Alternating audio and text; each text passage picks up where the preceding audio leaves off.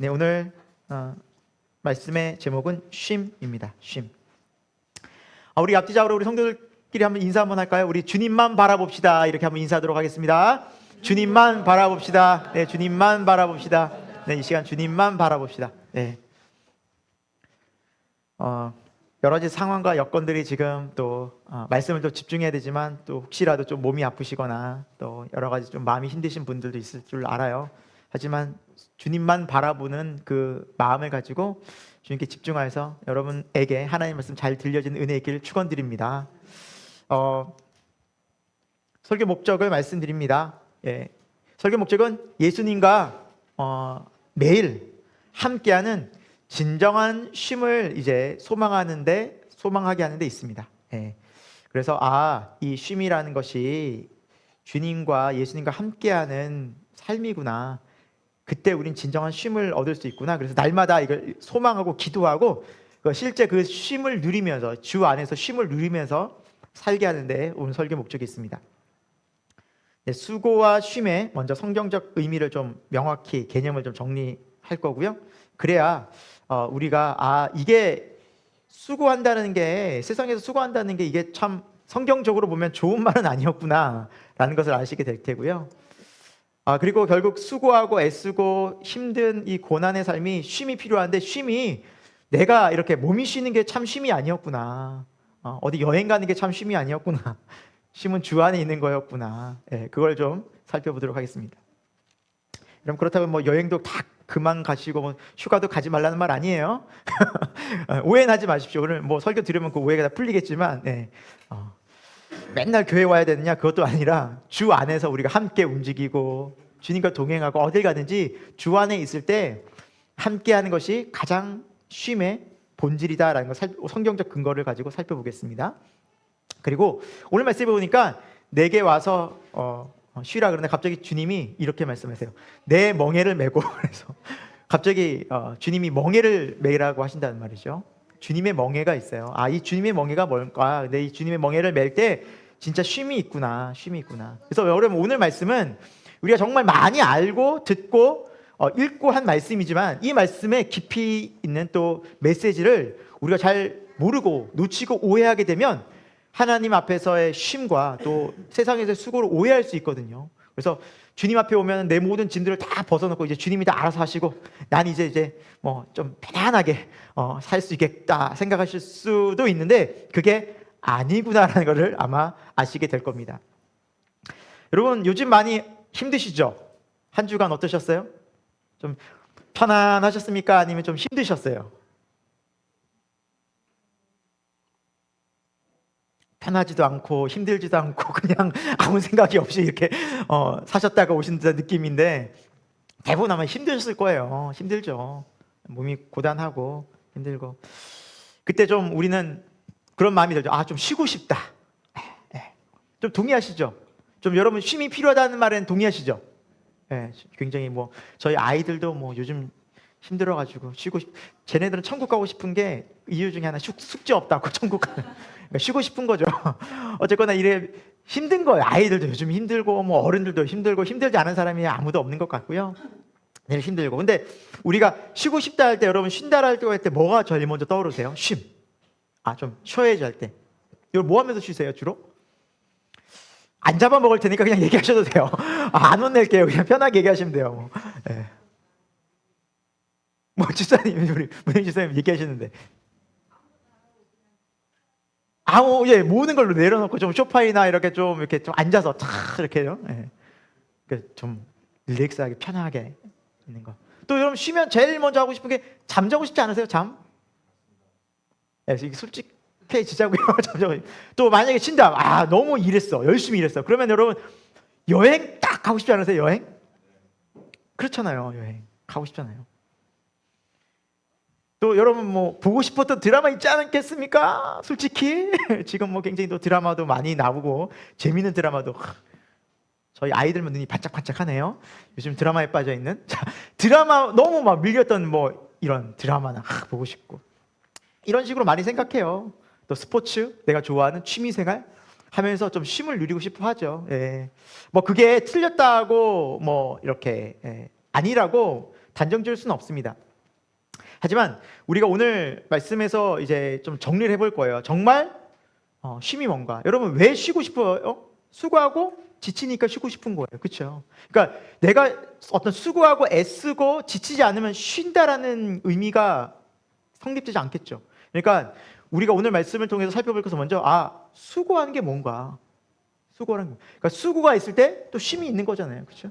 그런 의미들을 살펴보도록 하겠습니다. 그래서 오늘 말씀을 듣고 나면 여러분이 정말 이 쉼이라는 게 예수님과 함께하는 가운데 진정한 쉼이 있고 거기에 참된 안식이 있고 그 마음을 가지고 내가 일을 하거나 여행을 하거나 내가 집에 있을 때든지 내가 걸어갈 때든지 늘 주님과 함께하면 그 자리가 그리스도 예수 안에서 마음의 안식을 누리는 자리가 되겠구나라는 것을 여러분 함께 말씀을 통해서 살펴볼 텐데요. 미리 당부드립니다. 여러분 말씀을 듣고 나면 이렇게 살면 되는구나 라고 머리로는 아실 텐데 아마 절대 단정 100%라고는 할 수 없지만 한 주간 이렇게 갑자기 변하지는 않을 것입니다.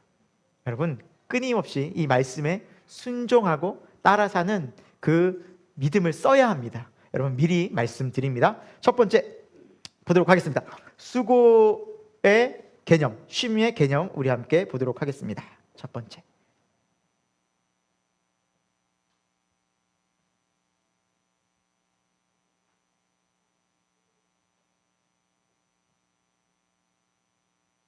오늘 말씀 한번 볼까요?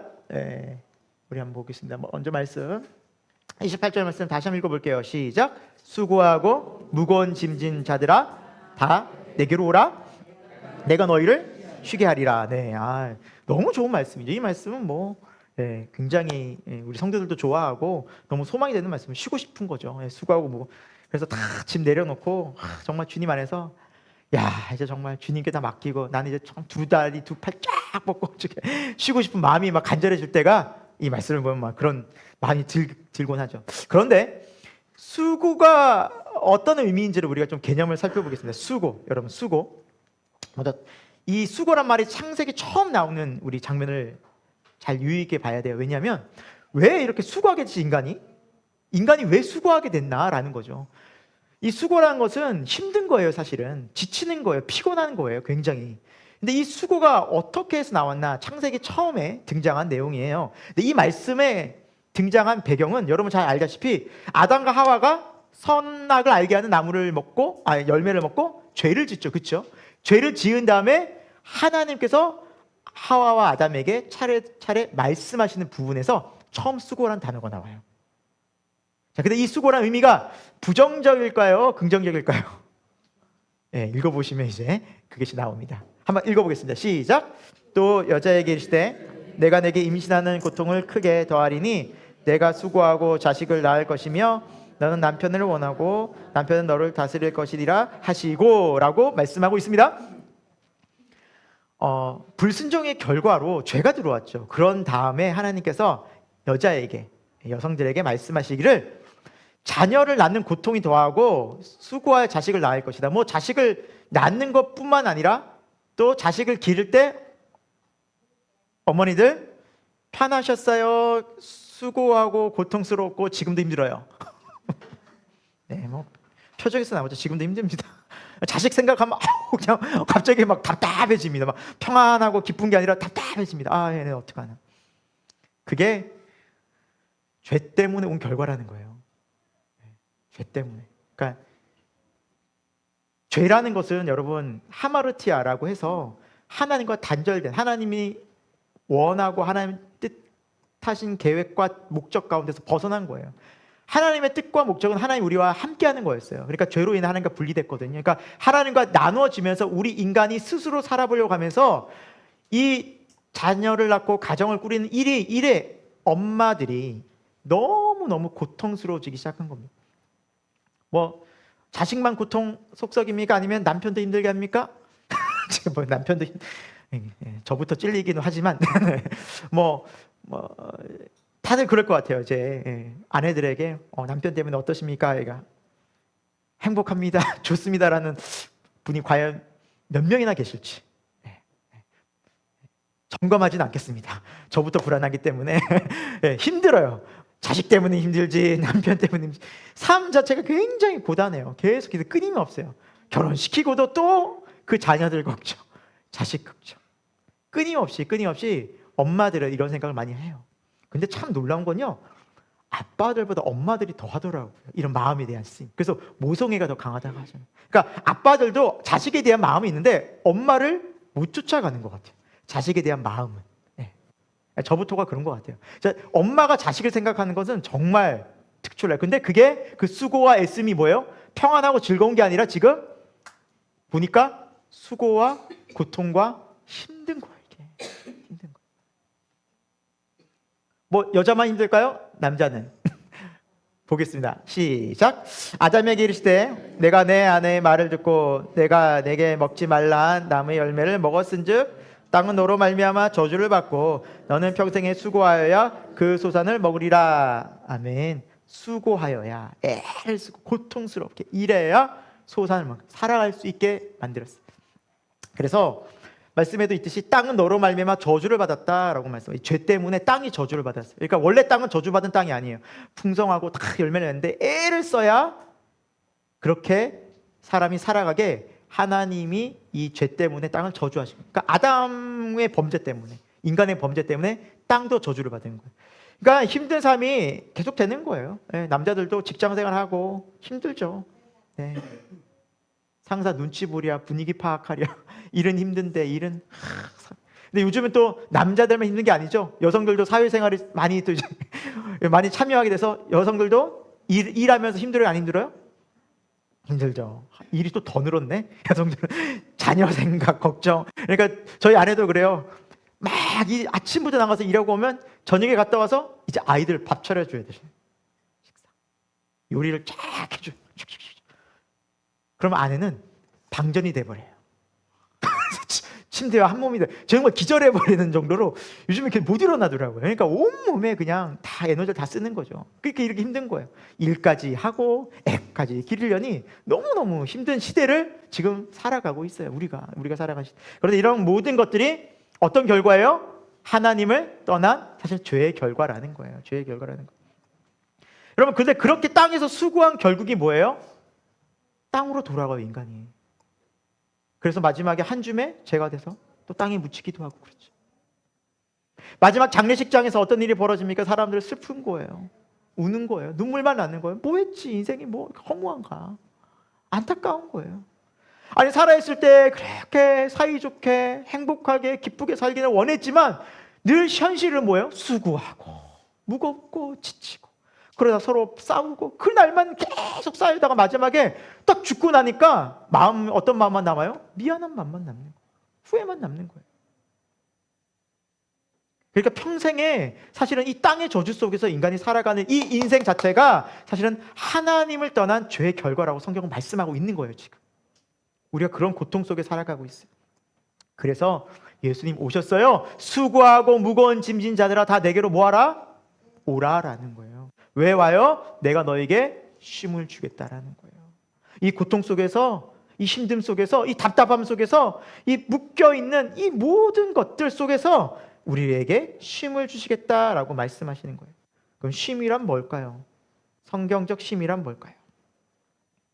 자, 우리 이 개념도 창세기에서 좀 살펴보겠습니다. 자, 쉼이란 말은 다른 말로 하면 안식이란 말로 바꿀 수 있는데요. 이 안식이라는 단어도 창세기에 처음 이제 등장을 하는데 우리 같이 한번 창세기 2장 3절 같이 읽어보겠습니다. 시작.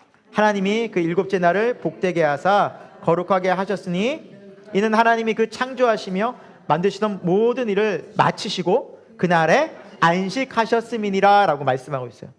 여러분, 수고하고 애쓰고 고통당하기 전에 뭐가 있었어요? 먼저 안식이 있었어요. 여러분, 이 안식이란 개념을 우리가 정리하는 게 왜 중요하냐면 하나님은 쉬실 필요가 있는 분이에요? 없는 분이에요? 전혀 없는 분이에요. 그분 지치지가 않아요. 쉴 필요가 없어요. 쉼은 우리 인간에게 필요한 거예요. 근데 여러분, 일곱째 날에 안식하셨어요? 여러분, 창세기 보면 인간을 몇째 날에 만드셨어요? 여섯째 날에 만드셨죠? 그러면 인간은 여섯째 날 만들어져서 일곱째 날 쉬었어요. 그렇죠? 그러니까 만들어지자마자 뭔가 일을 한 게 아니에요.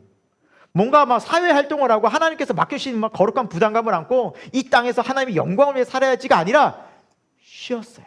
안식했다는 거예요. 그래서 하나님이 그날을 거룩하고 복되게 하셨어요. 이건 하나님은 복이 필요 없는 분이에요. 하나님은 그걸 거룩할 따로 만드실 필요가 없는 분이. 이건 누굴 위한 거예요? 우리를, 인간을 위한 거예요. 인간을 복되게 하고 인간을 거룩하게 하기 위해서 안식을 하신 거예요. 그럼 이 안식하실 때, 하나님께서 안식하실 때 누구와 함께 안식하셨을까요?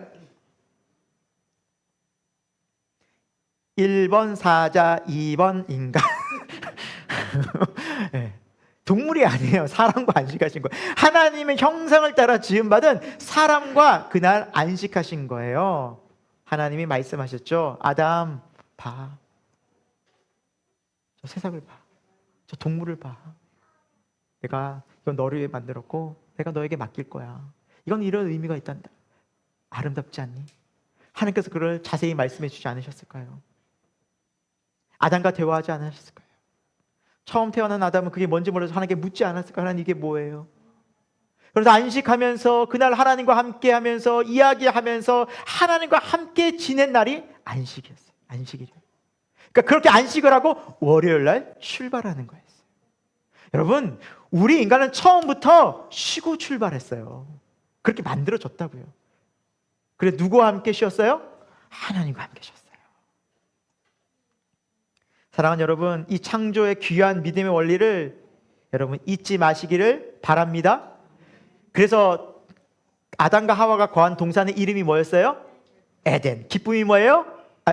기쁨이 뭐예요? 의미가 뭐예요? 기쁨이죠. 기쁨의 동산. 그러니까 기뻤어요. 하나님과 함께하니 그곳이 기뻤어요. 일도 기뻤어요. 그래서 하나님께서 그들에게 이미 이런 일을 맡겨주셨어요. 한번 보겠습니다. 창세기 1장 27, 28절인데요. 같이 읽습니다. 시작. 하나님이 자기 형상 곧 하나님의 형상대로 사람을 창조하시되 남자와 여자를 창조하시고 하나님이 그들에게 복을 주시며 하나님이 그들에게 이르시되 생육하고 번성하여 땅에 충만하라. 땅을 정복하라. 바다의 물고기와 하늘의 새와 땅에 움직이는 모든 생물을 다스리라 하시니라. 아멘. 하나님이 그들에게 뭘 주셨어요? 복을 주셨다는 거예요. 그래서 생육하고 번성하래요. 그래서 가정을 꾸미래요. 그런데 이게 다 복이었다는 거예요. 저주가 아니었다는 거예요. 수고가 아니었다는 거예요. 힘든 고통이 아니었다는 거예요. 다스리라. 일을 시키신 건데 이 일이 처음에는 수고가 아니었어요. 왜? 하나님과 함께 했기 때문에. 여러분 좀 정리가 되십니까?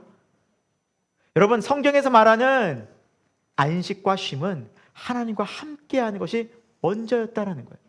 그 다음에 우리에게 일이 주어졌어요. 하나님 우리와 함께하면서 복을 주시고 그 일을 맡겨주시니까 하나님과 함께할 때 넉넉히 한 주간의 삶을 살 수 있단다. 왜? 주일날 안식하면서 하나님과 함께하는 이 시간이 너에게는 결코 저주가 아니란다. 이것을 우리에게 다시 알려주러 오신 분이 예수 그리스도신 거예요. 이 창조의 원리, 새 창조를 창조 원형을 회복시키러 오신 분이 주 예수 그리스도라는 거예요. 그래서 예수님을 만날 때 우리는 참된 안식과 쉼을 얻고 누리면서 이 땅을 살아갈 수 있다라는 게 하나님의 약속인 줄 믿으시기 바랍니다.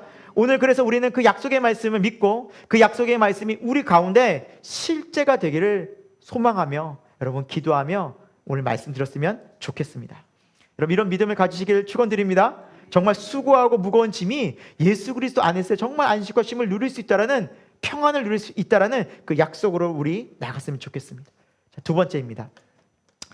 그런데 이렇게 주님이 쉬게 하리라 하고 말씀하신 다음에 29절에 뭐라 이제 말씀하신지 이제 주의 멍에를 이렇게 나의 멍에를 메라라는 이제 말씀이 나오는데 주의 멍에를 멜 때 여러분 아이러니하게도 우리 마음에 쉼이 찾아옵니다. 정말 쉼이 찾아옵니다. 안식이 찾아옵니다. 주의 멍에를 멜 때. 예. 우리 한번 이 말씀을 볼 텐데요. 우리 29절 같이 읽습니다. 시작. 나는 마음이 온유하고 겸손하니 그리하면 너희 마음이 쉼을 얻으리니 라고 말씀하고 있어요. 정말 한 절 한 절 너무 단어 하나에 너무 중요한 의미가 있는데 특히 나의 멍에 여러분 멍에라는 뜻을 알고 계시죠? 멍에는 소가 이제 밭을 갈 때 일할 때 등에 이는 거예요. 그러니까 사실은 그런 거죠. 쟁기 같은 거죠. 그래서 딱 뭔데 우리의 한국 소는 쟁기를 소 한 마리가 혼자 메고 갑니다. 그런데 유대인들의 소는요 멍에 하나의 소가 두 마리가 메고 가요. 그러니까 함께 매자는 말이 이런 의미예요. 그래서 옆에 힘센 소가 딱 버티고 있잖아요. 그럼 옆에는 좀 힘이 없어도, 좀 연약해도, 좀 부족해도 그 힘센 소가 얼마든지 이끌어 나갈 수 있는 거예요. 그러니까 내가 너와 함께하리 두려워하지 말라는 의미예요. 강하고 능하고 모든 지혜에 뛰어난 하나님께서 우리와 함께 하시기 때문에 두려워하지 말라는 거예요. 내가 네 옆에 있잖아. 내가 너와 함께 가고 있잖아. 같은 멍에를 메고 있잖아. 왜 두려워해? 라고 우리에게 말씀하시는 거예요. 그래서 주님께서 우리에게 주시는 멍에는 함께 매는 멍에라는 겁니다. 함께 매는 멍에. 여러분, 주의 멍에가 있다면, 다른 말로 하면 나의 인간의 내가 지는 멍에도 있다는 거죠. 그렇죠? 여기서 말씀해 보면은 나의 멍에를 매라 그러잖아요. 나의 멍에를 매라 그러죠. 이게 주님의 멍에잖아요.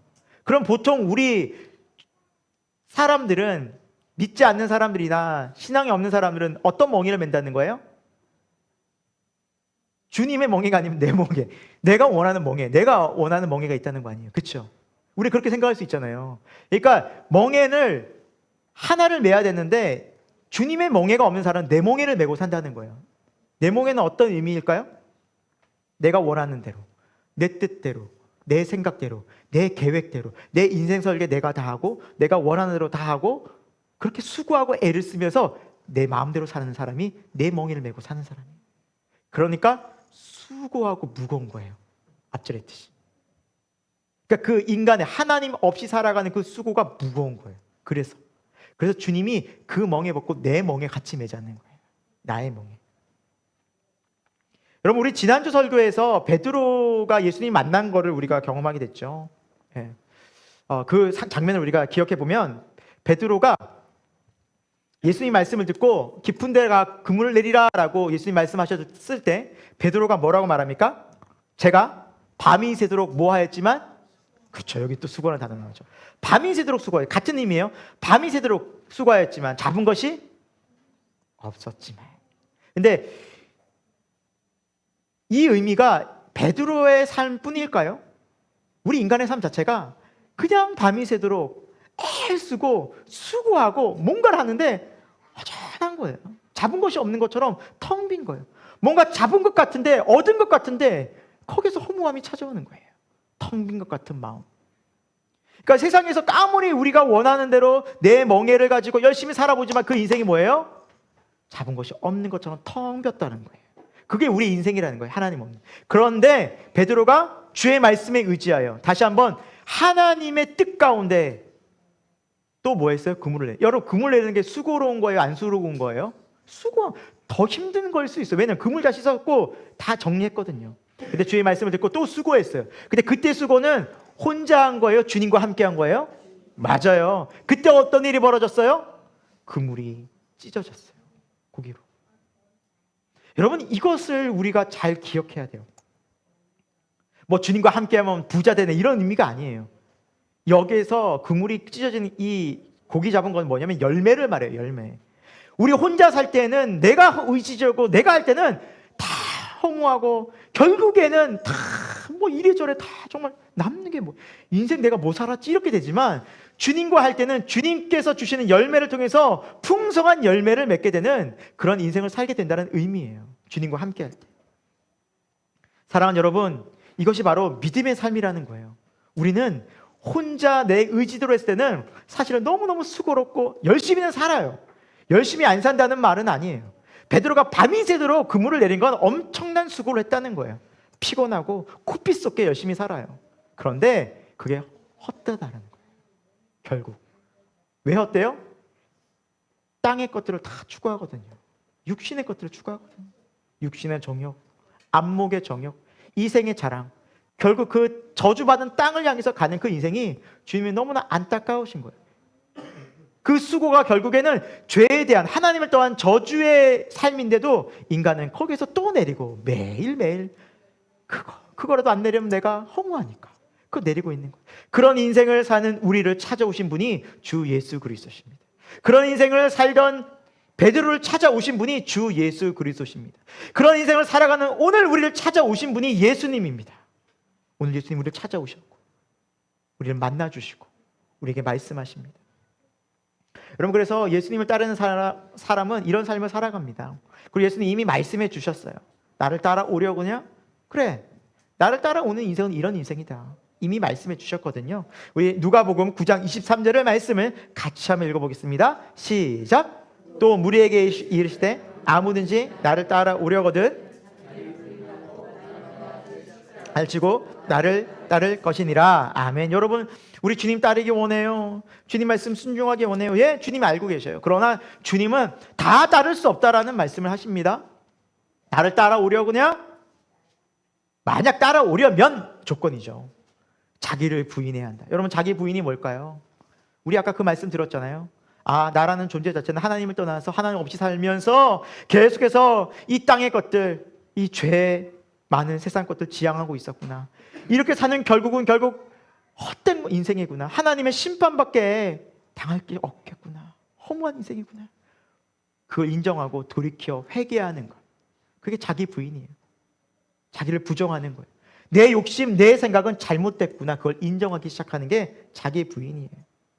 그리고 자기 십자가를 지는 건 뭘 의미할까요? 그럼 십자가가 뭐예요? 죽는다는 거예요. 십자가는 죽은 거예요. 이런 내가 십자가에 죽는 거예요. 내 옛 생각이, 내 욕심이, 세상을 향한 정욕이 십자가에 죽어서 예수님과 함께 새 생명으로 다시 함께 살아가는 삶이 바로 신앙의, 믿음의, 제자의, 성도의 길이라는 거예요. 여러분, 이게 정말 믿음이고 거듭난 인생이라는 거예요. 사랑하는 여러분, 여러분 세례 많이 받으셨어요. 거의 다. 근데 세례라는 의미가 뭐예요? 물로 받잖아요. 물은 죽음을 의미하거든요. 내가 십자가에서 죽었다는 의미예요. 그런데 우리가 십자가에서 2000년 전에 죽은 사건이 정말 날마다 실제되지 않으면, 여러분 살아보시면 알겠지만 지난주 한 주간 여러분의 성격과 마음이 어떻게 컨트롤 잘 되시던가요? 여러분 의지대 생각대로 죄 안 지어야지 하면 죄 안 짓게 돼요? 분내지 말아야지, 뭐 성경 말씀에 화내지 말라고 했으니까 분 안 내셨어요? 야, 시간 헛되이 낭비하지 말아야지, 세월을 아끼라 그랬는데, 야, 내가 정말 시간을 알차게 써야지. 시간을 알차게 쓰셨어요? 그게 매일매일 우리는 내 의지대로 안 되는 거예요. 그래서 주님 그걸 아시기 때문에 날마다 그걸 하라는 거예요. 날마다 내게로 오라는 거예요. 날마다. 그래서 날마다 기도의 자리에서, 날마다 주님과 함께하는 그 자리에서 내가 죽고, 옛 생각이 죽고, 내 의지가 거기에서 죽고, 주님 뜻이 온전해지는 것을 우리가 경험할 때, 거기서부터 우리는 주님의 멍에를 함께 매는 그 인생이 펼쳐진다는 거예요. 그때 비로소 우리 마음에 쉼을 얻게 된다는 거예요. 아, 주님이 함께 하시는군요. 내 뜻과 내 생각이 죽고, 이게 주님의 뜻이군요. 여러분, 그것이 정말 신앙생활이라는 겁니다. 쉽지 않아요. 맞아요. 날마다의 신앙이 필요한 거예요. 날마다 주님 앞에 나가려면 여러분, 우리가 정말 깨어있지 않으면 안 돼요. 이 세상이 얼마나 우리를 유혹 많이 해요. 잠깐 눈 뜨고 잠깐 그냥 한눈 팔잖아요. 금방 나도 모르게 세상에 그냥 생각들이 그냥 썰물처럼 다 내 안에 그냥 밀물처럼 들어와요. 내 마음을 다 휘젓는다고요. 그것이 우리의 삶이고 우리가 사는 세상이에요. 그러니까 예수님이 늘 깨어 기도하라는 말씀이 정말 실감 난다니까요. 그러니까 주님께 나가지 않으면 매일매일 내가 자기를 부인하고 십자가에서 내가 죽었구나라는 것을 계속해서 인식하는 훈련이 되어 있지 않으면 우리는 절대 믿음으로 승리할 수 없어요. 여러분이 믿음이 약해서가 아니에요. 이미 예수님께서 말씀하신 이 길만이 유일하게 예수님 안에서 쉼을 얻고 이 세상을 이기는 믿음의 길이기 때문에 그래요. 이대로 가지 않으면 우리는 절대 이 신앙을, 믿음을 승리할 수 없어요. 100% 우리는 세상의 자랑으로, 세상의 쾌락으로, 세상의 만족으로 갑니다. 큰 교회 목사님 예외 없어요. 신앙생활 오래 해도 예외 없다고요, 여러분. 그 누구라도 예외가 없어요. 예수님께서 말씀하신 이 길 외에는 길이 없습니다. 여러분, 우리가 주님과 함께 주님의 멍에를 매면 어떤 일이 벌어질까요? 우리 안에 하나님의 뜻이 선명해집니다. 하나님의 뜻이 무엇이에요? 하나님 나라가 우리 안에 임하는 거예요. 아멘. 우리가 주기도문 할 때 어떤 기도를 처음에 시작했어요? 하늘에 계신 우리 아버지, 아버지 이름을 거룩하게 하시. 뭐가 임하시며? 나라, 하늘나라가 임하시며. 그러니까 우리가 처음에 앞부분에 그 얘기를 다뤘잖아요, 기도를 할 때. 그러니까 하나님의 나라가 임하는데 어디에 임해요? 하나님의 나라가 내 마음, 맞아요. 우리 마음에 임하는 거예요. 하나님의 나라 임하면 이런 일이 벌어집니다. 우리 같이 읽겠습니다. 시작. 하나님의 나라는 먹는 것과 마시는 것이 아니요 오직 성령 안에 있는 의와 평강과 희락이라. 아멘. 여러분, 하나님의 나라는 먹고 마시는 것이 아니라라는 것은 뭐냐면 이 땅의 것이 아니라는 거예요. 이 육체의 만족과 육체의 편안함을 위해서 존재하는 것이 하나님의 나라가 아니라는 거예요. 이 땅에서의 평화를 얻는 것이 아니에요, 여러분. 하나님의 나라는 의와 평강과 희락이 우리 마음에 임하는 거예요. 누구 안에서? 성령 안에서. 그래서 오늘 말씀해 보면 여러분 29절을 잘 보십시오. 너희 마음이 쉼이 얻는다고 했어요. 내 멍이를 매면 어디가 쉼이 얻는다고요? 여러분 잘 기억하셔야 돼요. 하나님께 나가면 내 모든 짐들이 다 벗어져서 편안하고 내가 안락하고 내가 안전한 삶을 아니에요, 여러분. 오해하시면 안 돼요. 절대 오해하시면 안 돼요. 우리 마음이 의와 하나님의 뜻과 평강이 임해요. 평화가 임해요. 그리고 희락, 기쁨이 임하는 거예요. 내 마음에. 그리고 이 세상을 살 수 있게 되는 거예요. 이게 믿음이에요, 여러분. 그러니까 환경과 상황이 문제가 아니라 내 마음이 변화되어져서 넉넉히 그 환경을 이겨낼 수 있는 하나님과 함께하는 그 믿음이 생겨나는 거예요. 여러분, 예수님의 삶을 봅시다. 예수님 삶이 안전했습니까? 아니면 정말 위태로운 경우가 많았습니까? 네, 참 많았어요. 많은 사람들이 예수님을 죽이려고 달려들었거든요. 돌 들고 치려고 하고. 정말 그래서 마지막에 예수님을 팔려고 사람들이 죽이려고 얼마나 많은 애를 썼어요. 결국에는 팔려가셨잖아요.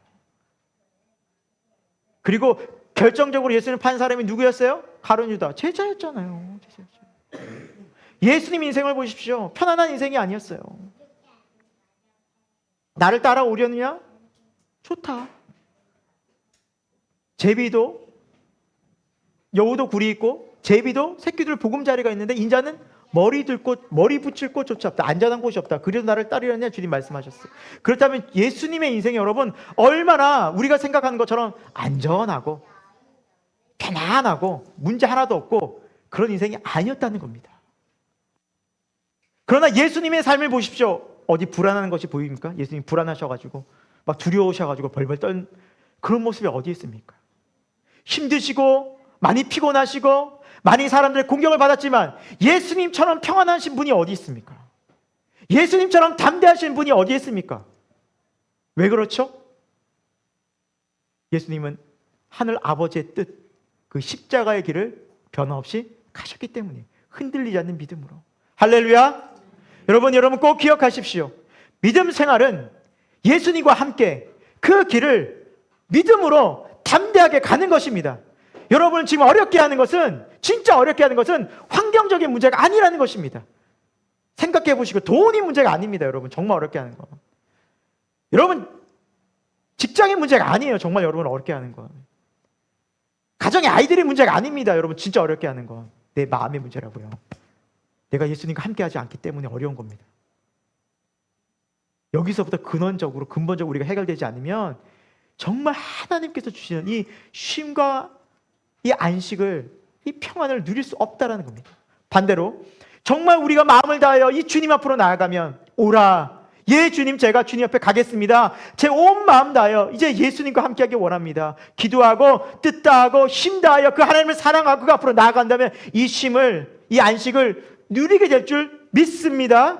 여러분, 우리를 사랑하시는 그 예수님이 이 땅에 인간의 몸을 입고 오셨어요. 오늘 말씀에 보면 나는 마음이 온유하고 겸손하다 말씀하세요. 여러분 예수님처럼 온유한 분이 없어요. 여러분 우리가 성경을 읽다 보면 제자들의 삶 얼마나 답답해요. 그렇죠? 여러분 안 답답하세요? 제자들 이렇게 보면 그렇죠? 항상 눈의 것만 바라보고 현실적인 것만 바라보고 서로 자리다툼 싸우고 네가 잘났네 내가 높네 아니다 뭐 하면서 막 싸우고 잘난 체하고 그리고 뭐 야고보 요한 같은 경우는 막 성격이 불 같았어요. 우레의 아들. 그러니까 별명이 우레의 아들이에요. 우레가 뭐예요, 여러분? 천둥. 그러니까 성격이 그냥 불 같은 성격이에요. 불 같은. 그래서 복음서에 보면은 사마리아 지역에 이렇게 예수님 복음 전하러 마을에 왔는데 사람들이 막아버려요. 오지 말라고 막 적대시해요. 그러니까 그 요한이 화가 나가지고 이런 것들이 있어. 예수님 불을 내리셔서 이 마을을 다 태워버리시죠. 예수님 복음 전하고 다니시는데.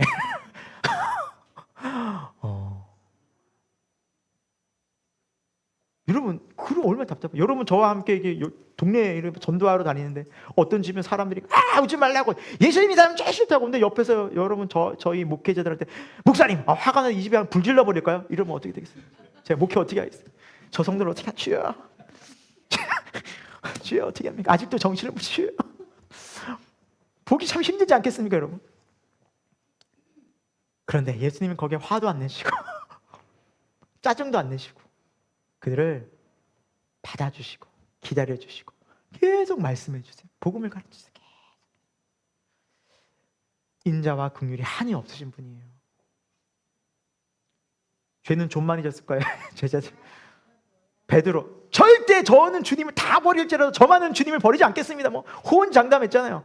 근데 주님이 아셨잖아요. 오늘 밤에 네가 다 굴기 전에 3번 나를 부인할 거야. 그러니까 베드로 뭐라 말하는지 아시죠? 절대 그런 말 왜 하세요? 절대 그런 일이 일어나지 않습니다. 또 얘기해요. 근데 어떤 일이 벌어졌어요? 그대로 됐잖아요. 부인했잖아요. 그런데 그 부인한 예수님, 그 오늘 고통당하신 예수님 십자가에서 다 도망가잖아요. 근데 예수님이 제자들 버리셨나요? 부활하셔서 제일 먼저 누굴 찾아오세요? 또 제자들 찾아오세요. 또 3번 부인한 베드로 따로 불러요. 베드로야, 네가 나를 사랑하냐? 사랑한다 그랬잖아. 네 사랑으로는 안 돼. 그래서 내가 함께 하는 거야. 위로해 주시잖아요. 그래서 베드로가 나중에 이제 이런 표현을 쓰죠. 뜨겁게 사랑하라. 이 뜨거운 사랑은 허다한 죄를 덮느니라라고 말씀하고 있어요. 그러니까 주님의 뜨거운 사랑을 느낀 거예요. 그렇구나. 하나님의 사랑이 이 모든 죄를 용서하는구나. 내게 필요한 것은 주님의 사랑이구나. 그렇게 오랫동안 참고 기다리시고 우리를 온유한 마음으로 대하시는 분이 누구예요? 예수님이에요. 여러분, 예수님이 여러분 마음에 계십니까? 그 예수님께 매일매일 달려나가는 게 얼마나 우리가 마음이 위로가 되겠냐고. 다른 거 찾지 마세요. 다른 것에 안식 있지 않아요, 여러분. 뭐 TV 좀 보고 잠 좀 자면 여러분 좀 잠깐 쉴 수 있겠죠. 맞아요. 몸은 좀 피곤이 풀릴 수 있어요. 그러지 말라는 거 아니에요. 쉬셔요. 그런데 그건 잠깐이잖아요. 그리고 나면 다시 우리 마음에 그 문제가 사라지나요? 아니에요. 동일하게 그냥 있어요. 그대로 있어요. 그것이 우리 문제를 잠깐 있게 만들지만 그 문제가 근원적으로 해결되지 않아요. 우리 문제는 주님께 나가야 돼요. 또 우리 주님 겸손하셔요. 성경에 보니까 예수님의 겸손이 많이 나타나는데 그 중에 하나가 예수님이 겸손하셔서 예루살렘 성에 마지막에 입성하실 때 뭘 타셨어요? 나귀 새끼, 그러니까 어린 나귀를 타셨어요. 여러분, 나귀 보셨어요? 동물원에서?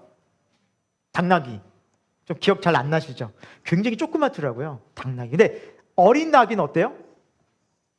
그러니까 여러분 거의 뭐 이렇게 여러분 발 디디면 이렇게 해가지고 쓰면 발을 같이 갈 수도 있어요. 다리가 긴 사람은. 우리 명한 형제는 이렇게 같이 갈걸요. 이렇게 타서. 그러니까 다리 긴 사람은 이렇게 갈 거예요. 그러니까 못 타요. 다리를 이렇게 구부리든지 해야 돼요. 근데 그 어린 나귀를 타셨다는 것은 왜 어린 나귀를 타셨을까요? 성경에 보니까 겸손하대요. 여러분, 보통 왕이라는 존재는요, 뭘 타요? 백마, 큰 말, 웅장한 아주 그냥 것. 그래서 사람들로 하여금 어떻게 만들어요? 우러러보게 만들잖아요. 근데 조그만 나귀를 탔다는 건 뭐예요? 이렇게 눈높이에서 쳐다보게 만들잖아요. 사람들은. 그게 겸손이에요. 하나님은 높고 높으신 전능하신 하나님이셔요. 그런데 우리의 인간의 눈높이, 하나님을 모르고 어둠 가운데 있었고 하나님이 누군지도 모르고 하나님이 어떤 마음인지도 모르고 살아가던 이 죄인된 하나님을 대적하던 인간일지라도 그들의 눈높이에 맞춰서, 그들의 시선에 맞춰서 내려오신 분이 예수님이셔요. 예수님이 이렇게 겸손하셔요. 그분의 지혜와 그분의 힘과 그분의 능력을 자랑하시는 분이 아니에요. 그래서 여러분, 그분에게 배우라는 거예요. 여기서 배우라는 것은 성경의 원어적 의미를 보면 경험하라는 뜻을 갖고 있어요. 나는 마음이 온유하고 겸손하니 내 멍에를 베고 내게 배우라. 경험하라. 이 예수 그리스도의 온유함과 겸손함을 경험하는 거예요. 하나님이 어떤 분인지를 알아가는 거예요. 우리 삶 속에서. 사랑하는 여러분, 그 하나님과의 경험이 바로 인격적 교제가 아니겠습니까? 하나님 만나는 거. 여러분, 다시 한번 이 예수 그리스도 안에서의 안식을 정리하면 그거예요. 성도의 안식은 세상의 것으로 우리 마음을 채우는 것도 아니에요. 세상의 것으로 우리 마음 채워지지 않아요. 또 반대로 요즘 또 막 비유라고 많이 하더라고요. 불교에서는 비유라고 또 비우는 것도 아니에요. 비우는 것도 아니에요. 우리 마음이 예수님과 함께하는 거예요. 그분께 가는 거예요. 그분의 온유함과 겸손함을 경험하는 거예요. 그러면서 우리 마음은 예수님으로 하나님으로 가득하는 게 참된 쉼이고 안식이에요. 여러분 그 마음으로 세상을 사는 거예요. 주님과 함께. 이것이 하나님께서 우리에게 준 믿음의 복음의 원리예요. 여러분 이런 인격적인 주님과의 친밀한 교제가 날마다 있기를 예수 그리스도의 이름으로 축원드립니다. 그러려면 여러분 이제 실천하셔야 돼요. 실천. 그럼 아침마다 매일 아침에 여러분 일어나셔서 뭐 하셔요? 아침에 제일 먼저 하시는 일. 네, 기도. 아멘. 네, 기도. 말씀으로. 맞아요. 그때 우리가 뭘 얻어요? 진짜 쉼을 얻어요.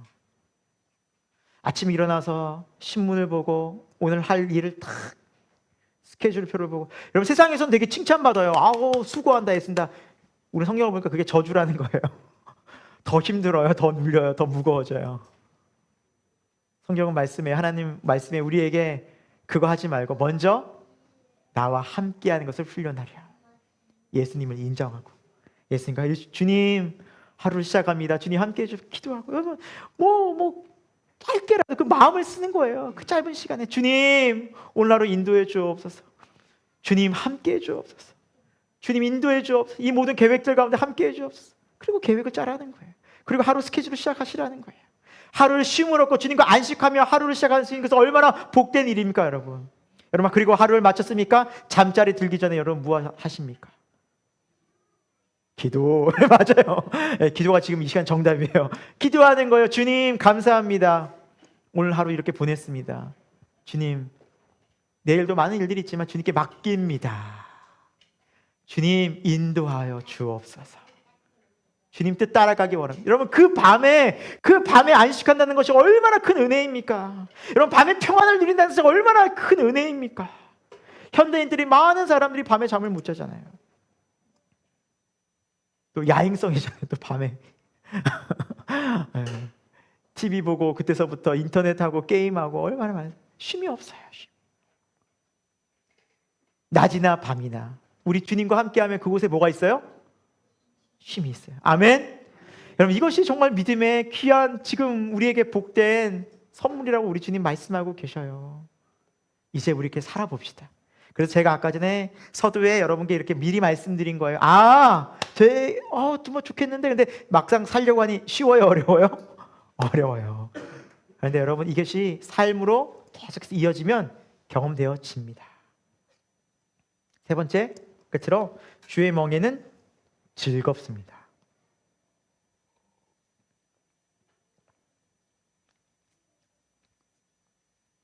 아니 즐겁다니 당최 즐겁다니 무슨 말일까?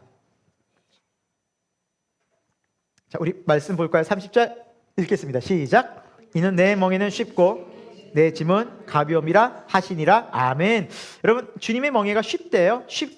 쉽다라는 원어 헬라어의 의미는요 크레스토스라고 합니다. 한번 여러분 잘 기억하시면 좋을 것 같아요. 큰 힘이 될 것 같아요. 크레스토스라는 거예요. 이 크레스토스는 뜻이 이래요. 온화한, 유쾌한 뜻이 있어요. 그리고 쉬운 뜻이 있어요. 그러니까 이게 쉽다라는 말 외에도 온화한, 따뜻하고 부드러운 이라는 의미가 있죠. 또 전 이 의미가 너무 와닿았어요. 유쾌한이 뭐예요? 즐겁다는 거잖아요. 그러니까 주님의 멍에 함께 매면 쉽다라는 의미에는 즐겁기 때문에 여러분 어떤 일을 할 때 행복하고 즐거우면 그 일이 어려워요? 안 어려워요? 맞아요. 되게 쉬워요. 남들이 보기 되게 어려울 것 같은데 즐겁게 하는 사람이잖아요. 행복하잖아요. 하나도 안 어려워져요. 어려운 데는 그 즐겨요. 여러분 산에 가는 거 여러분 어려워요? 쉬워요? 산에 올라가는 높은 정상에 올라가는 거 쉬우신 분은 안 계세요 혹시? 한 분도 없어요? 와 우리 교회는 산에 올라가는 게 쉬우신 분 다 어렵구나. 저도 어렵거든요. 근데 저희 목사님 중에 한 분이 산을 너무너무 좋아하시는 분이 있어요. 네. 항상 산에 올라가서 웃으면서 찍으세요. 높은 산에 한라산을 벌써 몇 번씩 가가지고 저희들한테 맨날 한라산 가자고 그러는데 저희 계속 답을 안 하고 있어요. 제주도 한라산 가자고 하는데 전 너무 싫거든요. 그렇게 어려워요. 쉽지 않아요. 마음이 무거워요. 우리가 즐거운 일 하잖아요. 그게 쉬워요. 여러분 지금 야구 시즌이잖아요. 야구 좋아하세요? 와, 좀 야구장 뭐 전 가보진 않았는데 한 번인가 가본 것 같아요. 근데 뭐 어떤 이유에서 잠깐 가본 거고 좋아하는 그런 건 아니니까. 근데 야구장 가면 운이 야구장 가봤죠? 사람들 응원할 때 가만히 앉아서 막 일어서 가지고 때려놓으면 계속 일어서서 있어요. 맞아요. 잘하네 운이요. 오늘도 섰구나. 여러분 축구 경기장이요? 축구 경기장에 가만히 앉아서 있으신 분들은 처음 오시거나 좀 몸이 아프신 분 웬만하면 다 어떻게 해요? 일어나죠. 어떻게 앉아 있습니까? 일어나가지고 막 소리치고 몇 시간 동안? 몇 시간이에요? 게임 끝날 때까지죠. 시간도 안 정해져 있어요. 심지어 막 두세 시간 일어나가지고 박수치고 얘기하고 막 난리도 난리. 근데 여러분 딱 보기에 여러분 되게 힘들어 보여요. 되게 즐겁고 그냥 기뻐 보여요. 힘 하나도 안 들어요. 정말. 자기 좋아하는 일 하잖아요. 즐거운 일이잖아요. 쉬워요. 주님의 멍에가 왜 쉬워요? 주님과 함께 이게 즐거운 거예요. 우리가 크게 오해하는 게 뭐냐? 예수님 믿으면 되게 힘들다 생각해요. 십자가의 길을 고통과 고난의 이 십자가의 길을 무거운 짐을 지고 점점 무거워져 그냥 이렇게 점점 땅으로. 교회에서 일 하나 맡기면 그 무거운 짐을 제가 들 수 있겠습니까? 연락 안 받아요 이제 막. 우리 교회가 그렇다니까. 제가 전에 있던 교회 진짜 리더 한 번 세우려잖아요. 막 다 전화 안 받고. 그리고 연말에 가잖아요. 목사님 죄송한데 제가 올해부터 리더하기 힘들 것 같습니다. 제가 좀 사정이 있어서. 다 리더 안 하더래요. 똑같아. 구역장님들 다 이제 그만두려고 하고 연말만 되면 구역장님 그만둘 생각부터 해요. 힘들어서. 이 무거운 짐을 제가. 안 그래요 여러분. 내가 하려고 하니까 힘든 거예요. 다 모든 일이 내가. 목회도 마찬가지예요. 목사들도 마찬가지. 내가 하려고 하면 이거 어떻게 여러분 힘들어요. 저희들이 목회 즐겁고 쉽게 할 수 있도록 기도 부탁드립니다. 목회가 무거워지면 여러분 얼굴에 갑자기 다크서클이 생기기 시작하면 여러분 큰일 났다 싶으면 이제 위기다 하시면 돼요. 목회는 즐거워야 돼요. 여러분 삶도 즐거워야 돼요. 자, 말씀 봅니다. 하나님의 약속의 말씀 같이 읽습니다. 시작. 항상 기뻐하라. 쉬지 말고 기도하라. 범사에 감사하라. 이것이 그리스도 예수 안에서 너희를 향하신 아멘. 다시 한번 아멘. 아멘이죠 여러분. 얼마나 좋아요 여러분. 남들은 기쁘고 즐거우려고 돈 얼마나 많이 투자해요 여러분 여기 입구에 들어오실 때 돈 받았고 물론 헌금은 자발적으로 하시지만 입장료 안 받잖아요. 교회 얼마나 기뻐요. 값으로 따질 수 없는 기쁨과 영적인 회복과 은혜를 경험하잖아요. 이거 어떻게 해요 여러분. 요즘에 심리치료 전문가들 만나가지고 여러분 심리사들과 그 교수들과 상담해 보십시오. 수십만 원 달라 그러면 수십만 원. 주님 돈 안 받아요. 우리 온유하고 겸손하신 지혜로우신 주님은 돈 안 받는다고요. 근데 가장 완벽하게 우리 치유해 주세요. 아멘. 여러분 기쁨과 감사와 기도가 오늘 우리에게 너무 필요해요. 이것은 여러분 한 선교사님의 말씀에 의하면 영적 맥박이라도 해요. 영적 맥박이다. 저는 되게 동의해요. 여러분 사람이 병원 가면 제일 먼저 이렇게 딱 맥을 짚어보거든요. 잘 뛰나 심장이죠. 혈액순환이 잘 되나. 우리 신앙이 약해지는 딱 특징이 나타나는 게 이것부터 약해져요 여러분. 기쁨이 사라져버려요. 약해져요. 감사가 점점 약해져요. 자꾸 불만과 불평이 원망이 두려움이 찾아와요. 기도가 안 되기 시작해요. 그러면 여러분 증상을 딱 캐치하셔야 돼요. 내가 영적으로 문제가 있구나. 영적 맥박이 지금 안 뛰고 있구나 지금. 여러분 건강은 그렇게 체크하시면서 왜 영적으로 체크 안 하십니까? 그러니까 육신에 속한 삶이 되는 거예요 여러분. 우리 신앙인은 그렇게 살면 되겠어요? 그러니까 이것도 저것도 아닌 삶이 되는 거예요. 얼마나 이거 불행한 인생이에요. 차갑든지 뜨겁든지. 여러분 우리가 주님을 믿는다면 여러분 성경 말씀하고 있어요. 확실히 믿으라는 거예요. 주님 그거 하나 보시면 내 믿음이 어디 있느냐. 믿음 체크하세요. 믿음. 오늘 여러분 믿음을 점검하시기 바랍니다. 오늘 말씀 속에서 하나님 앞에서 회개할 뻔 회개하시고 결단하셔서 주의 뜻 가운데 나시기 바랍니다. 여러분, 주님께 맡긴다는 것이 정말 우리 다시 한번 기억해 보면 내가 아무 수고도 하지 않는 것이 아니라 이제 주 안에서 수고하는 열심이 생겨나요. 한번 보겠습니다. 자, 고린도전서 15장 58절 시작. 그러므로 내 사랑하는 형제들아, 견실하며 흔들리지 말고 항상 주의 일에 더욱 힘쓰는 자들이 되라. 이는 너희 수고가 주 안에서 헛되지 않은 줄 암이라. 아멘. 이제 우리의 수고가 주 안의 수고로 바뀌어요. 주의 일에 함께 참여하는 수고로 바뀌어요. 여러분, 크리스찬들이 열심히 세상 안 사는 거 아니에요. 성실히 살아야 돼요. 열심히 살아야 해요. 하지만 그 열심이 내 열심이 아닌 거예요. 내 뜻과 내 계획을 성취하기 위한 열심이 아니라 이제 주의 뜻, 주님의 부르심, 그 자리에서, 주님이 부르신 그 자리에서 열심히 살아가는 거예요. 그게 주의 수고가 헛되지 않을 것이라 주님 말씀해 주셨습니다. 영원히 이제 의미 있는, 그 일이 내게 영원히 의미 있는 삶을 살게 된다라는 겁니다. 여러분과 함께 한 분을 소개하고 말씀을 마치려고 합니다. 설교에서도 여러분 많이 들으셨을 거예요. 또 제가 설교 중에도 예화로 든 인물이기도 한데요. 하나님의 임재 연습이라는 책으로도 유명하죠. 로렌스 형제. 17세기 사람이에요. 이 사람의 본명은 니콜라 까르망이라는 프랑스 사람입니다.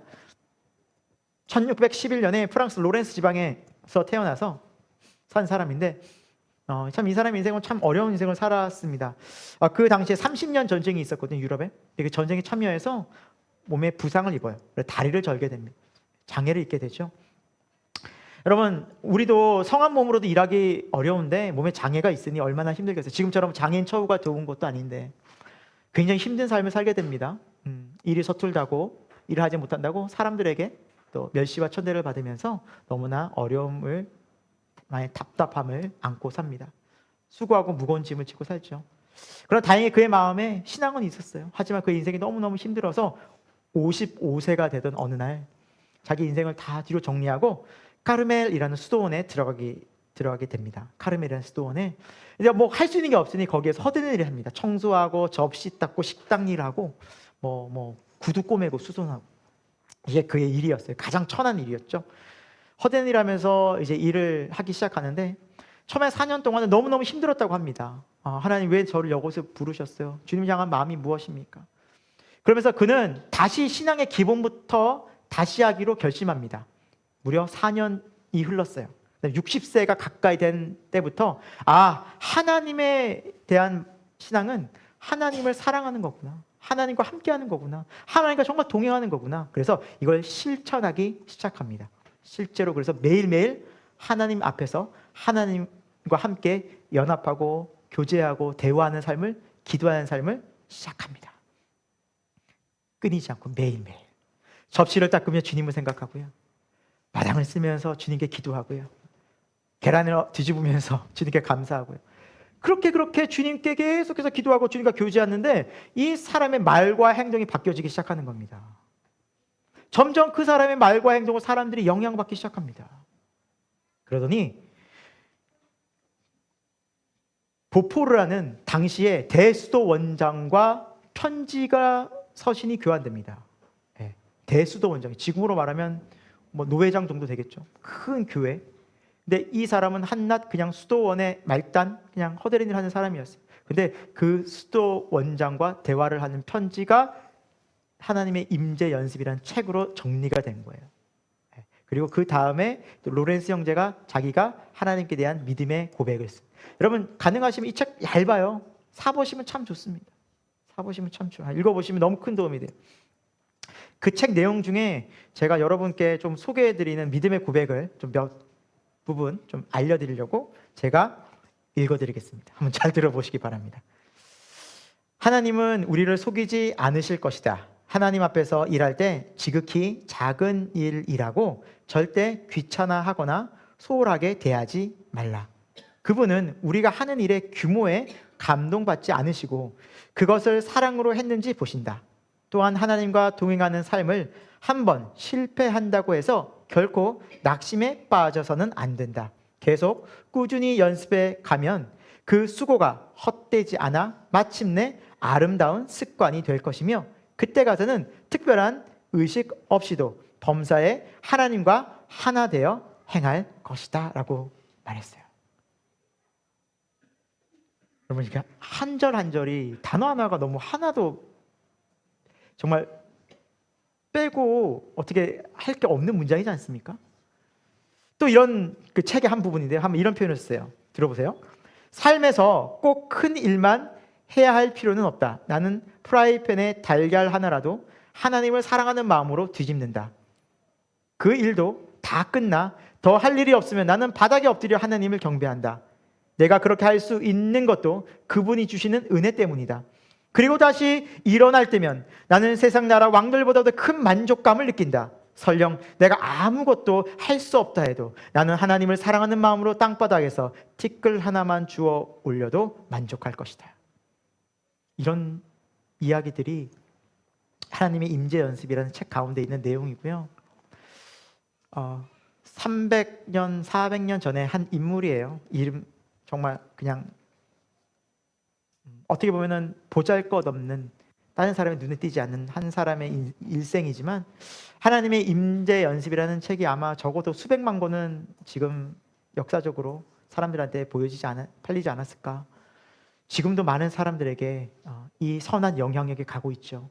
무엇이 이 사람을 느직막한 인생에서 이렇게 변화시켰을까요? 누가 그를 바꿨을까요? 맞아요. 주 예수 그리스도예요. 여러분, 우리 인생이 누구를 만나냐에 따라 달라지는 겁니다. 이 땅에서도 한 사람을 잘 만나면 그 인생이 팔자 핀다 그러잖아요. 그렇잖아요. 예수님 만나면 팔자가 아니라 영원한 삶이 바뀌어요. 영원히 바뀌어요. 영원히 가치 있는 삶이 돼요. 그 예수 그리스도가 이 땅에 오셨고요. 지금 부활 승천하셔서 우리와 함께 하십니다. 두세 사람이 내 이름으로 모인 곳에 나도 그들 중에 있느니라. 우리 예수 그리스도 이곳에 함께 하십니다. 그 주님을 믿음으로 바라봅시다. 기도하겠습니다. 하나님 아버지, 참 감사합니다. 어둠 가운데 지내던 우리들, 죄와 허물 가운데 살던 우리들, 세상이 전부인 줄 알고 세상의 만족과 쾌락과 정욕과 나의 기쁨만을 추구하던 우리들에게 예수님 찾아오셔서 참 기쁨은 거기에 있지 않는단다. 참 쉼은 거기에 있지 않단다. 참된 안식은 나에게 있단다. 나에게 오라라고 말씀하신 그 예수 그리스도를 보내주심에 너무 감사함을 드립니다. 하늘 아버지의 사랑, 십자가에서 예수 그리스도를 통해서 온전히 이루어졌습니다. 이제 그 예수 그리스도와 함께 우리는 하늘의 평안과 기쁨과 만족을 맛볼 수 있게 되었습니다.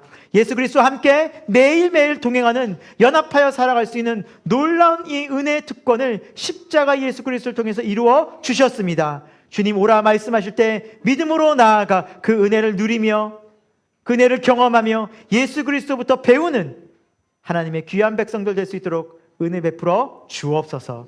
살아계신 예수님의 이름으로 기도드립니다. 아멘. 하나님 아버지, 오늘도 우리에게 주님의 생명의 말씀 허락하여 주심에 감사함을 드립니다. 수고하고 무거운 짐진 자들아 다 내게로 오라. 내가 너희를 쉬게 하리라. 우리 주님 말씀해 주셨습니다. 다른 조건 없습니다. 다른 이유 붙이지 않으십니다. 그저 믿음으로 오기만 하면 주님 안에서의 안식과 평안을 누리며 주와 함께 믿음으로 이 세상을 이기게 하실 줄로 믿습니다. 하나님의 나라는 먹과 마시는 것이 아니요 오직 성령 안에 의와 평강과 희락이라 말씀해 주셨습니다. 우리 마음에 하나님의 나라가 임한다면 하나님, 우리가 먹는 문제로, 하나님 입는 문제로, 세상의 고통의 문제로, 관계의 문제로 더 이상 염려하고 두려워하지 않고 하나님께서 주시는 성령 안에 의와 평강과 기쁨이 우리에게 임할 줄로 믿습니다. 하나님의 그런 복된 자녀로 우리가 살게 하여 주옵소서. 보라, 내가 세상을 이기었노라 말씀하신 예수 그리스도와 함께 멍에를 메고 우리가 예수 그리스도와 함께 이 세상을 이기는 믿음 되게 하여 주옵소서. 연약한 우리를 바라보는 것이 아니라, 실패한 우리를 바라보는 것이 아니라, 죄 많은 우리를 바라보는 것이 아니라 의와 평강과 희락과 기쁨과 능력, 구원 되시는 지혜로우신 주 예수 그리스도를 바라보며 주님과 함께 멍에를 메고 주님으로부터 배우는 하나님의 거룩한 주님의 제자들 될 수 있도록 역사하여 주옵소서.